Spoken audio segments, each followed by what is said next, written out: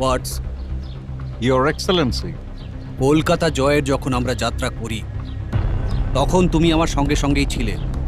সুতরাং কলকাতা জয়ের ইতিহাস তুমি জানো। তুমি তো জানোই যে কলকাতা জয় করে আমরা ওই নগরের নাম আলীনগর রাখি।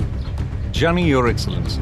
আলীনগরে তোমাদের কোম্পানির সাথে যে সন্ধি হয় তার সব শর্ত তোমার জানা আছে। তোমাদের কোম্পানি সন্ধির সব শর্ত যাতে রক্ষা করে তারই জন্য তোমাকে প্রতিহু রূপে এই মুর্শিদাবাদে রাখা হয়েছে। কোম্পানি সন্ধির শর্ত রক্ষা না করলে যুদ্ধ ঘোষণা করার আগে তোমাকে আমরা তোপের মুখে উড়িয়ে দিতে পারি, জানো? জানি Your Excellency. তুমি প্রস্তুত হও। আমি জানিলাম না আমাদের অপরাধ। তোমাদের অপরাধ সভ্যতার শিষ্টাচারের সীমা লঙ্ঘন করেছো তোমরা। স্পর্ধা তোমাদের গগনচুম্বী হয়ে উঠেছে।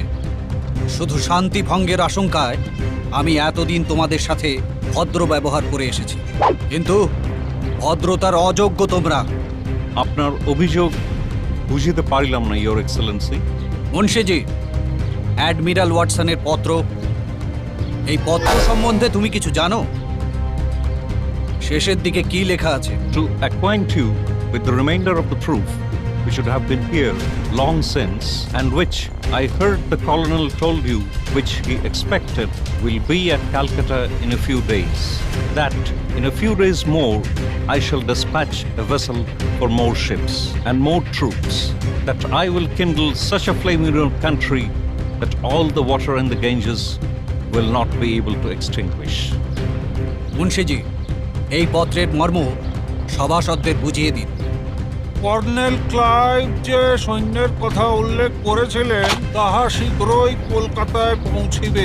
আমি সত্তর আরেকখানা জাহাজ মাদ্রাজে পাঠাইয়া সংবাদ দিব যে আরো সৈন্য এবং আরো জাহাজ বাংলায় আবশ্যক। বাংলায় আমি এমন আগুন জ্বালাইব যাহা গঙ্গার সমস্ত জল দিয়াও নিভানো যাইবে না। ওয়াটস, এহেন আচরণের অর্থ কি? অ্যাডমিরাল কথা লিখিয়াছেন কেন আমি বুঝি না। আমি বুঝিয়ে দিচ্ছি। মুন্সিজি, ওয়াটসনের পত্র আপনি পড়ুন, ওর হাতে দেবেন না। আচ্ছা, ওকে একবার দেখিয়ে দিন। বলতে পারো যে এটা তোমার হাতের লেখা নয়? হ্যাঁ, আমি লিখিয়াছি।